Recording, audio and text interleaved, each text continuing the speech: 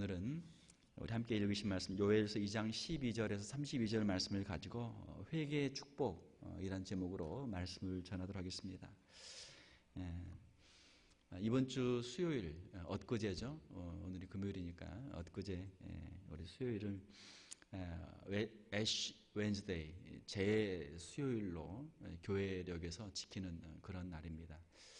애쉬 웬즈데이부터 사순절이 시작이 되죠. 사순절이라고 하는 것은, 사라는 것은 넉사자, 넷이라는 뜻이고, 순이라는 것은 10이라는 뜻이에요. 그래서 사순절은 40일 동안 지키는 절기다, 그런 뜻입니다. 어떻게 40일이냐면 이스터 선데이, 부활절로부터 백워드로 해서, 역으로 해서 주일은 다 빼고, 주일은 6개는 다 빼고 해서 이 3월에 시작하는 수요일부터 해서 이스터 선데이 그 전까지 주일은 빼고 카운트를 해서 40일 동안, 이 40이 성경에서는 여러 가지를 상징하는데, 40은 고난, 특별히 고난을 상징할 때 많이 사용하거든요. 그래서 40일 동안 예수 그리스도의 그 십자가의 고난을 묵상하면서 예수 그리스도의 그 십자가의 고난에 동참하기 위해서 교회력으로 지키는 절기가 사순절입니다. 로마 카톨릭에서는 이제 애쉬 웬즈데이, 제 그 수요일에 작년에 그 팜 선데이, 종려주일에 그 종려 가지를 가지고 이제 장식을 하는데, 그 가지를 1년 동안 놔뒀다가 말려서 그거를 태워가지고 그 재를 여기 이마에다가 이렇게 찍으면서 죄를 뒤집어 쓰고 회개한다는 상징적인 의미로 그렇게 해서 사순절을 시작하면서 이제 사순절 동안 40일 동안 여러 가지를 하죠. 금식, 예를 들면 한 끼씩 금식을 한다랄지, 아니면 40일 동안 고기를 먹지 않는다랄지, 이런 그런 이제 일들을 행하는 것이죠. 요즘에는 저희 어렸을 때는 이제 TV를 안 보거나, 요즘에는 이제 인터넷이 발달되어 있으니까 아이들이 인터넷을 안 하거나 아니면 게임을 안 하거나, 뭔가 내가 이렇게 빠져 있는 것, 내가 뭔가 이렇게 탐닉되어 있는 것에서 나를 절제하고 나의 그 어떤 욕망, 이것들을 이제 제어하면서 예수 그리스도의 그 고난에 동참한다라고 하는 것이 이제 사순절이죠. 로마 카톨릭이나 이제 다른 데서는 사순절들을 지키는데, 우리가 사순절을 율법적으로 지킬 필요는 없습니다. 왜냐하면 성경에 너희는 사순절을 지켜라, 이런 말씀이 없기 때문에, 이거는 교회에서 만든 하나의 전통이기 때문에 우리가 반드시 사순절을 지켜야 할 필요는 없어요. 그러나 예수 그리스도의 그 십자가를 생각하면서, 그 고난을 생각하면서 우리가 묵상하게 되면 우리 경건에도 유익이 되겠죠. 저희는 이제 교회적으로 우리가 사순절, 우리가 따로 특별히 교회 절기로 우리 지키지 않지만, 우리는 이제 고난주간, 예수 그리스도의 그 종려주일부터 시작해서 부활주일 그 사이에 있는 일주일 동안, 한 주간 동안은 저희도 고난주간으로 우리가 함께 지키기를 원합니다. 그 고난주간에는 저희가 특별 새벽 기도회도 하고, 또 저희 교회에서 우리 사인업도 해서 돌아가면서 한 끼씩 금식해서 월, 화, 수, 목, 금, 토 하면 6일이니까 6일 동안 아침, 점심, 저녁 하면은 몇 개입니까? 3, 6, 18, 18개잖아요. 18개니까 우리 교회 교인들이 수가 많으니까 한 사람이 한 끼씩만 하면 한 끼에 여러 사람이 해서 우리 교회에서 릴레이로, 연속 릴레이로 해서 우리 교회가 같이 교회를 위해서 기도하고, 또 우리 자신들을 위해 기도하고, 가정을 위해 기도하는 그러한 금식 릴레이 기도를 저희가 하려고 지금 준비 중에 있습니다. 자, 우리 신앙생활에 있어서 이 회개라고 하는 단어는 참 너무나 중요한 단어죠. 회개. 우리의 신앙의 삶은 어떤 삶인가? 우리의 신앙의 삶은 말 그대로, 신앙이라는 것은 뭡니까? 신앙은 믿는다는 뜻이죠. 신앙은 믿는다는 뜻인데, 신앙과 회개는 동전의 양면이에요. 만약에 동전의 앞면이 신앙이라면 동전의 뒷면은 회개라는 것입니다. 회개는 무엇입니까? 회개는 내가 세상으로 향하던 것들, 내가 죄로 향하던 것들, 하나님을 멀리하던 것들에서 돌아서는 것, 이것을 우리가 회개라고 그래요. 신앙은 무엇입니까? 신앙은 내가 하나님을 바라보는 것, 예수 그리스도를 바라보는 것, 천국을 바라보는 것, 이것을 우리가 신앙이라고 그래요. 그러니까 회개와 신앙은 회개를 해야만 우리가 신앙을 할 수 있고 신앙을 할 때 그 마음은 이미 회개한 마음이 되는 것이죠.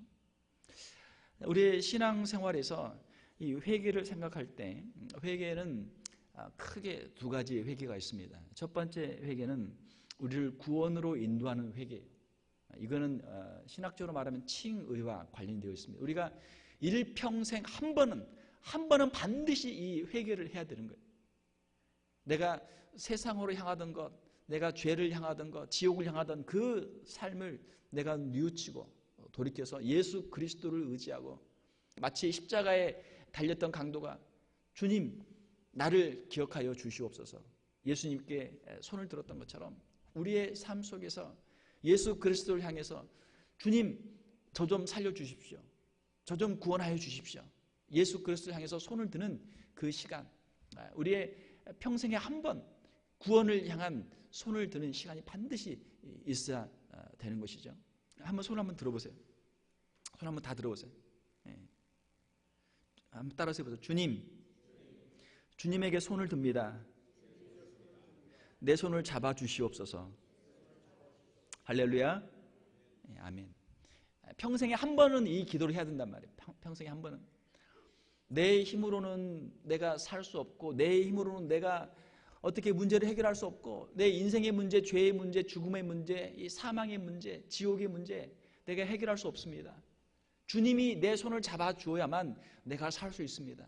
물에 빠져 죽는 사람이 말이죠. 자기 힘으로 별수를 다 해봤지만 물에서 빠져나올 수가 없는 거예요. 누군가가 와서 나를 건져 주어야만 하는 그 순간에 예수님을 향해서 손을 드는 것이죠. 이것이 회개, 이것이 구원받는 회개. 이 자리에 참여하신 여러분들은 우리가 좀 전에 손을 들었던 것처럼 여러분들이 과거에 주님을 향해서 그 손을 든 줄 믿습니다. 만약에 그 손을 드신 경험이 없다면 오늘 들었던 그 손이 주님을 향해 드는 손이 될 수 있기를 주님의 이름으로 축원합니다. 자, 이것은 우리가 예수 그리스도를 구주로 영접하고 예수 그리스도를 만나는 구원, 우리의 칭의, 우리의 구원을 위한 회개죠. 이것이 첫 번째 회개고 두 번째 회개는 우리의 삶 속에서 우리가 예수 그리스도를 구주로 영접을 했지만 우리의 삶 속에서 또 다시 우리는 연약한 육체를 가지고 있기 때문에 이 세상에 살기 때문에 또 다시 우리는 넘어지고 우리는 또 다시 실수하는 거예요. 그랬을 때 우리는 주 앞에 나와서 주님 제가 그렇게 하고 싶지는 않았지만 제가 유혹에 넘어져서 또 실수했습니다. 주님 용서해 주십시오. 회개하는 기도를 하는 거예요. 이것은 반복적인 회개죠. 우리의 삶 속에서 반복적인 회개예요. 이 반복적인 회개는 성화와 관련이 되어 있습니다. 어떤 이단은 말하기를 한번 우리가 회개하면 다시는 회개할 필요가 없다 말하는데 그것은 성경에 대한 신학에 대한 오해죠. 칭의의 관점에서는 우리가 한번 예수 그리스도를 구주로 영접하면 하나님의 자녀가 되고 하나님께로부터 주시는 그 구원은 확실하죠. 그러나 우리가 성화의 삶을 사는 동안 우리는 끊임없이 넘어지고 실수하고 우리는 하나님 앞에서 범죄하기 때문에 우리는 그 죄를 씻어야 되는 거예요. 우리 주님께서도 말씀하시기를 한번 목욕한 사람은 다시 목욕할 필요는 없지만 내 발을 씻어야 된다. 내 발을 씻어야 된다. 우리 주님이 제자들의 발을 씻겨주시면서 말씀하셨잖아요. 우리의 삶 속에서 내가 죄가 없다. 우리가 뻔뻔하게 말하지 않고 하나님 앞에 나올 때마다 우리의 연약함을 가지고 주님 앞에 나와 회개할 수 있는 저와 여러분들이 될 수 있기를 주님의 이름으로 축원합니다. 주님은 회개하는 자들에게 사죄의 은총을 주십니다. 우리가 죄를 회개할 때마다 하나님께서는 우리를 징계하는 대신에 회개할 때 하나님 우리를 용서를 해주시는 거예요. 회개가 얼마나 큰 축복입니까? 회개하면 용서받을 수 있고 회개 안 하면 용서받을 수 없는 거예요. 회개가 얼마나 큰 축복입니까? 하나님 앞에서 우리의 마음을 토로하고 우리의 마음을 열고 주님 앞에 회개할 때 하나님의 놀라운 사죄의 은총으로 함께해 줄 줄로 믿습니다. 저희 집에도 자녀들이 있는데 뭐 큰애는 그렇지 않지만 둘째는 씻기를 참 싫어요. 뭐 그 아이들이 그렇잖아요. 특별히 남자아이들이 그렇잖아요. 저도 이렇게 어릴 때 생각해 보면 별로 씻지를 못했어요. 뭐 목욕 시설이 돼 있는 것도 아니고 특별히 겨울에 그 뜨거운 물을 잠깐 연탄불에 데워가지고 그 물 나눠가지고 이제 찬물에 섞어서 쓰는데 뭐 귀찮잖아요. 별로 잘 안 씻었단 말이에요. 안 씻었으면 어때? 몸에서 냄새가 나고 위생적으로 좋지 않죠. 지금은 얼마나 좋습니까? 수도만 틀면 뜨거운 물이 콸콸콸 나오니까 얼마나 좋아요. 우리가 자주 세수를 하고 목욕을 해야만 청결한 삶을 살 수 있는 것처럼 우리의 신앙생활도 마찬가지. 우리의 신앙생활, 우리가 죄를, 그 묵은 죄의 때를 우리가 몇 달, 1년, 2년 우리가 그거 가지고 묵힐 필요 없잖아요. 우리가 생각날 때마다 바로바로 할 수만 있으면 매일, 아니 매 순간순간마다 우리가 죄를 회개하고 주님 앞에 정결한 심령으로 우리가 설 수 있기를 주님의 이름으로 축원합니다. 오늘 본문 말씀에 보게 되면은 요엘 선지자가 나오는데, 이 요엘 선지자는 남유다에서 포로기 전에 사역했던 선지자입니다. 이 요엘이라고 하는 이름의 뜻은 여호와는 나의 하나님이시다. 요엘, 여호와는 나의 하나님이시다. 참 좋은 이름이죠. 이 요엘 선지서는 그렇게 길지 않은 선지서인데, 이 요엘서에서 가장 중요한 단어 중에 하나는 바로 이 여호와의 날이 임박해 있다. 여호와의 날은 하나님의 심판의 날이죠. 하나님의 심판의 날이 너에게 가까워 왔다라고 하는 것입니다. 하나님께서는 왜 심판하시는가? 왜 징계하시는가? 하나님께서는 우리가 범죄할 때 하나님께서 우리를 징계하시죠. 하나님의 백성도 범죄하면 하나님이 징계를 하십니다. 하나님의 백성에 대한 징계는 우리를 영원한 지옥의 형벌로 우리를 버리시기 위해서 우리를 징계하시는 것이 아니고, 하나님 백성에 대한 징계는 우리가 다시 회개할 수 있도록, 우리가 다시 뉘우치고 하나님께 돌아올 수 있도록 하는 것이 하나님의 징계죠. 자, 이 요엘 선지자가 이 말씀을 증거할 때는 요엘서 1장 4절에 보게 되면은 사중 추돌 사고가 있었습니다. 사중 추돌 사고, 네 가지의 재앙이 겹쳐 있는 그러한 때예요. 하나님의 징계, 하나님께서 징계를 주시는데 이스라엘 백성들이 회개를 하지 않는 거예요. 요엘서 1장 4절에 보게 되면 팥중이가 남긴 것을 메뚜기가 먹고, 메뚜기가 남긴 것을 느치가 먹고, 느치가 남긴 것을 황충이 먹었도다. 사중 추돌 사고, 교통사고 날 때도 한 번만 나도 그 불편한데 여러 대가 추돌해서 사고 나면 얼마나 어렵습니까? 이스라엘은 어떤 상황이 있었는가? 한 가지 문제만 있어도 어려운데 여러 가지, 두 가지, 세 가지, 네 가지, 여러 가지 문제들이 아주 복합적으로 터지는 거예요. 그 하나님의 징계로 말미암은 이스라엘의 비참한 상황을 보면서 요엘 선지자가 말씀하는 것이죠. 지금 너희들이 왜 이러한 상황에 처하게 돼 있느냐? 하나님을 떠나고 하나님의 말씀을 불순종하고 너희를 범죄했기 때문에 하나님께서 너희를 치신 것이다. 하나님께 다시 돌아와라. 다시 돌아와라. 너희들이 다시 돌아오면 하나님께서 너희들을 용서하시고 너희를 다시 회복시켜 주실 것이다. 할렐루야. 이것이 요엘 선지자의 말씀이 이스라엘을 향해서 다시 돌아오도록 말씀하는 것이죠. 이스라엘의 그 상황, 하나님께로부터 영적으로 떠나서 예배가 중단되고, 또 그들이 육적으로도 하나님께 심판을 받아서 그들에게 가뭄이 들고, 또 메뚜기의 재앙이 있고, 또 적군이 쳐들어오고, 여러 가지 그 일들이 막 겹치는 거예요. 1장 4절에 나오는 메뚜기의 재앙은 여러 가지 황충이, 느신이 여러 가지 단어도 있지만 네 가지의 단어들은 다 그 메뚜기의 그 여러 종류들을 말씀하는 것입니다. 사중 추돌 사고가 일어난 것이죠. 우리 인생에도 이러한 비슷한 경험들 우리가 할 때 있습니다. 분명히 내가 하나님의 백성이고 하나님의 자녀인데 왜 나에게 이렇게 어렵고 힘든 일들이 일어날까? 한번 우리가 돌이켜서 하나님 앞에서 혹시 내가 범죄한 일이 없는가? 우리 자신을 우리가 돌아보아야 될 줄 믿습니다. 우리가 하나님을 잘 섬기고 말씀에 순종하면 우리가 받지 않아야 될 징벌, 받지 않아야 될 징계들을 우리가 받을 때가 있어요. 아무 문제 없던 차가 사고가 날 수도 있고, 또 건강하던 사람이 다칠 수도 있고 말이죠. 집안에 무슨 문제가 생길 수도 있고, 비즈니스에 일이 생길 수도 있고, 왜 나에게 그런 일이 일어났을까? 그 일이 일어나지 않아도 되는데 말이죠. 생각을 해보면 혹시 이것이 하나님의 징계가 아닌가? 내가 하나님께로부터 내가 지금 경고를 받고 있지는 않는가? 선수들이 경기를 하다가 잘못하면 옐로우 카드 두 번이면 퇴장이란 말이야. 퇴장. 스트라이크 3개면 삼진 아웃. 하나님께서 지금 나에게 지금 어떠한 경고를 주시는가? 이스라엘 백성은 지금 하나님께서 4가지의 사인을 주시는데도 이들이 깨닫지 못하고 회개하지는 않는 거예요. 이때 요엘 선지자가 나타나서 이들이 회개하고 다시 돌아올 것을 지금 말씀하고 있는 것이죠. 여호와께 돌아오라. 12절에서 17절까지는 여호와께 돌아오라 라고 하는 회개를 촉구하는 말씀입니다.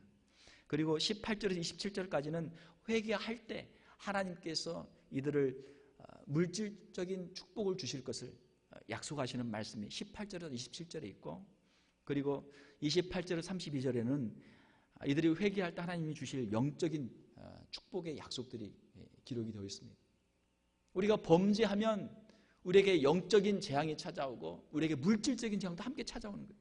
그러나 우리가 회개하면 하나님께서 우리의 물질적인 것들도 다시 회복시켜 주시고 우리의 영적인 삶에 있어서도 하나님의 축복을 우리에게 주신다 말씀하십니다.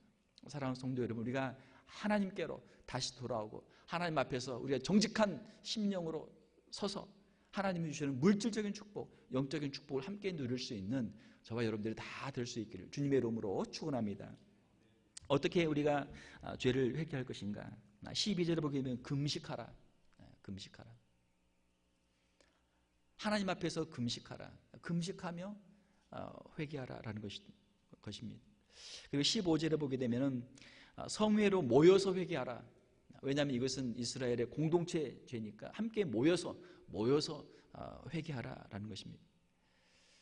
만약에 가정에 문제가 있으면 가정에서 함께 모여서 기도해야 되는 것이고, 교회에 문제가 있으면 교회에서 함께 모여서 기도해야 되는 것이고, 만약에 국가에 문제가 있으면 국가의 지도자들이 함께 모여서 기도를 해야 되는 것이죠.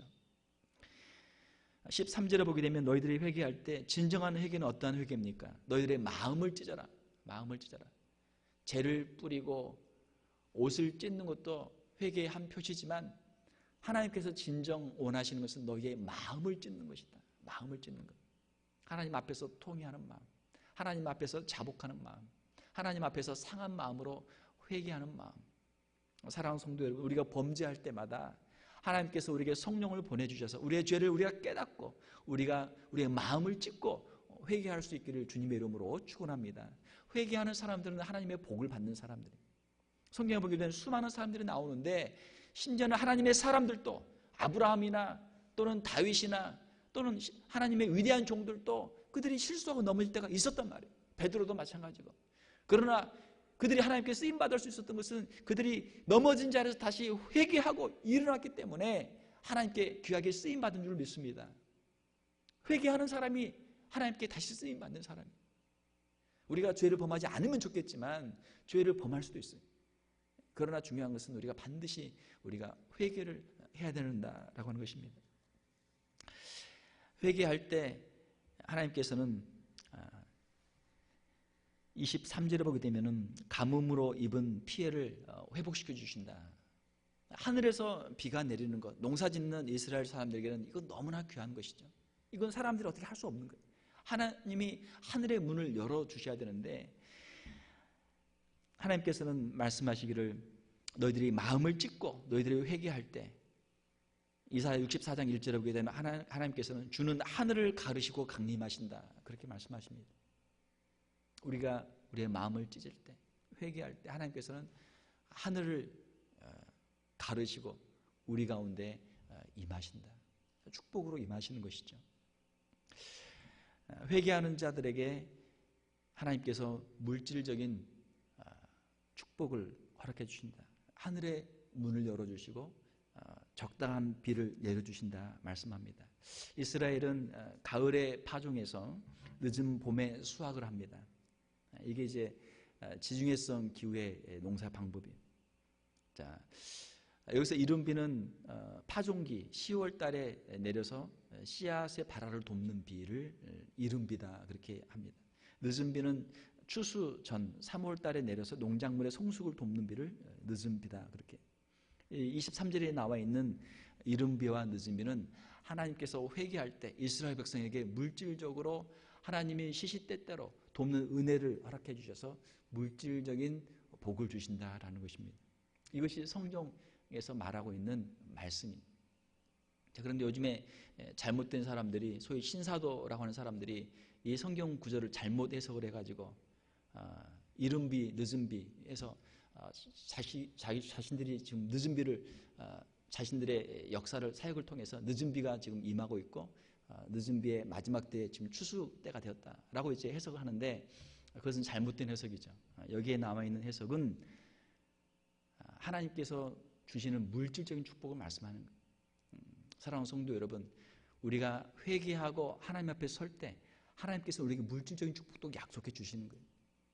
우리의 삶 속에서 우리의 가뭄으로 메말라 있는 우리의 가정과 우리의 비즈니스 삶 가운데 하나님께서 때를 따라서 적당한 비로 늦은 비와 또 이른 비로 하나님께서 여러분들의 삶을 채워주시기를 주님의 이름으로 축원합니다. 또 어떤 축복을 주십니까? 보게 되면은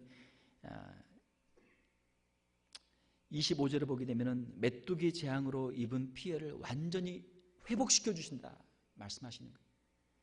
하나, 둘, 셋, 넷, 사중으로 입었던 메뚜기의 재앙, 그 메뚜기의 재앙으로 수년 동안 고생했는데 하나님께서 너희들이 회개하면 너희들이 입었던 그 수년간 입었던 그 피해, 그 재앙들을 하나님이 한꺼번에 다 갚아주신다. 할렐루야 말씀하시는 거예요.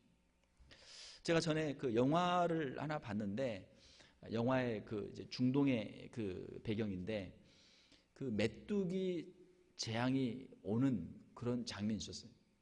어디선가 메뚜기 떼가 날아오는 거예요. 메뚜기 떼가 날아오는데 하늘을 그냥 새카맣게 다 덮는 거예요. 새카맣게. 그 메뚜기 떼가 한번 지나고 나면 농작물이 남는 게 없어요. 농작물을 그냥 싹 갉아먹는 거예요. 농작물을 다 갉아먹으니까 가축들도 먹을 게 없죠. 사람도 먹을 게 없죠. 그러니까 그 피해가 엄청난 것이죠.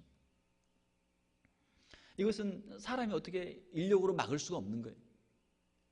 이번에 겨울, 작년 겨울은 따뜻했는데 이번 겨울은 뭐 눈도 많이 오고 춥잖아요. 여러분 이거 어떻게 하겠어요?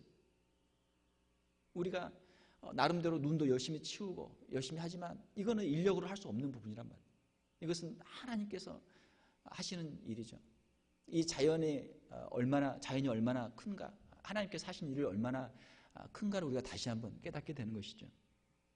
이 메뚜기 재앙으로 말미암아 수년간 고생했는데 이것이 왜 왔는가? 너희들이 하나님 앞에 범죄했기 때문에, 하나님의 말씀에 불순종했기 때문에 이러한 재앙들이 찾아왔다는 거예요. 그리고 19절 20절에 보게 되면은 대적으로부터 구원해 주실 것을 말씀하고 있습니다. 북쪽에서 군대가 내려와서 침입을 하는데 전쟁이 일어나서 이 백성들이 얼마나 고난을 당합니까? 너희들이 회개하면 하나님께서 너희들을 지켜주실 것이다. 하나님 말씀하시는 거예요. 왜 이렇게 전쟁이 일어납니까? 왜 이렇게 도적들이 일어납니까? 이것은 우리가 하나님을 범죄할 때 하나님이 주신 하나의 징계의 사인이란 말이에요. 사랑하는 성도 여러분, 우리의 삶 속에서 우리가 고난을 당할 때, 징계를 받을 때 우리가 낙심하지 않고 하나님께 우리가 엎드려서 기도하고 하나님의 그 축복을 다시 회복할 수 있는 저와 여러분들이 될 수 있기를 주님의 이름으로 축원합니다. 또한 하나님께서는 우리가 회개할 때 어떤 역사를 주십니까? 회개하는 자들에게 영적인 축복을 약속하고 있습니다. 28, 29절에 보게 되면은 성령 강림의 약속이 있습니다. 신약에 보게 되면은 하나님께서는 어떤 사람들에게 성령을 주시는가? 회개하는 자들에게 성령을 주신다. 사도행전에 말씀하고 있습니다. 우리가 부흥 집회를 참석해서 은혜를 많이 받아요. 그러면 어떤 일이 일어납니까? 우리가 회개의 역사가 일어난단 말이에요. 회개의 역사가 일어날 때 부흥의 역사가 일어나게 되고 회개의 역사가 일어날 때 성령의 역사가 일어나게 되는 거예요. 회개하는 심령들에게 성령께서 임하시고 그리고 30절 31절에 보게 되면은 예수 그리스도의 재림의 전조로 천지간에 일어날 초자연적인 현상들, 피와 불과 연기 기둥을 말씀하고 있습니다. 예수 그리스도의 재림 전에 재림의 사인들이 있어요. 회개하라, 회개하라, 회개하라. 너희들이 회개하지 않으면 이보다 큰 재앙들을 맛보게 될 것이다. 성경에서는 반드시 지옥에 대해서 말씀하고 있습니다. 그리고 32절을 보게 되면 주의 이름을 부르는 자들이 얻을 영적인 구원에 대해서 말씀하고 있어요. 심판의 날이 임하기 전에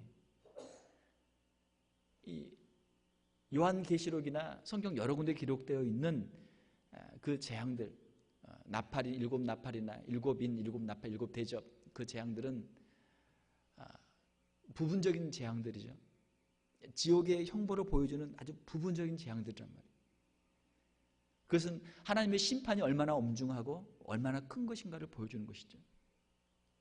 하나님의 심판의 날이 임하면 그 이후에는 다시는 구원의 기회가 없습니다. 그 심판의 날이 이르기 전에 주의 이름을 부르는 자는 구원을 얻으리라. 사랑하는 성도 여러분, 오늘날 이때가 바로 구원의 때인 줄 믿습니다. 지금이 바로 은혜의 때인 줄로 믿습니다. 지금이 바로 회개의 때이고 죄의 용서와 구원의 날이. 우리의 신앙생활 가운데 우리가 평생토록 우리가 주님 앞에 나와 늘 회개할 수 있는 심령이 될 수 있기를 원합니다. 우리의 속에는 깊은 죄가 있기 때문에 그 죄를 가지고 회개하는 자는 살 것이고 하나님의 은혜를 누리게 될 것이고, 그 죄를 회개하지 않는 자들은 자신의 죄악 가운데서 멸망하게 된다라고 하는 것입니다. 이것이 요엘 선지자의 말씀. 요엘 선지자의 말씀을 들었지만 이스라엘 백성들은 회개하지 않고 그들은 멸망했어요. 오늘 또 우리 앞에 선택이 놓여 있습니다. 우리가 이 말씀을 듣고 우리가 회개할 수도 있고 우리가 회개하지 않을 수도 있어요. 하나님께서 우리에게 회개의 영을 부어주시기를 주님의 이름으로 축원합니다. 우리가 이대로 살 수 없잖아요. 우리의 가정적으로, 우리의 교회적으로, 우리의 삶 속에서, 우리의 삶 속에 인생의 사중 추돌 사고가 있단 말이에요. 우리의 가정에 우환이 있고, 건강에 문제가 있고, 비즈니스에 문제가 있고, 우리의 영적인 삶에 문제가 있고, 우리의 기근이 있고, 우리 삶 속에 얼마나 많은 영적인 적들로 말미암아 우리가 짓눌리고 우리의 물질적인 피해를 보고 우리의 삶 가운데 고난이 있으니까 하나님께서 우리에게 넘어진 자리에서, 무너진 자리에서 다시 주님께로 돌아오라 우리에게 말씀하시는 줄 믿습니다. 이 시간 우리가 하나님, 우리가 넘어진 자리에서 주님께 다시 돌아오기를 원합니다. 하나님 다시 회복시켜 주시옵소서. 우리의 가정을 회복시켜 주시옵소서. 우리의 비즈니스를 회복시켜 주시옵소서. 우리의 영적인 삶을 회복시켜 주시옵소서. 우리의 교회를 회복시켜 주시옵소서.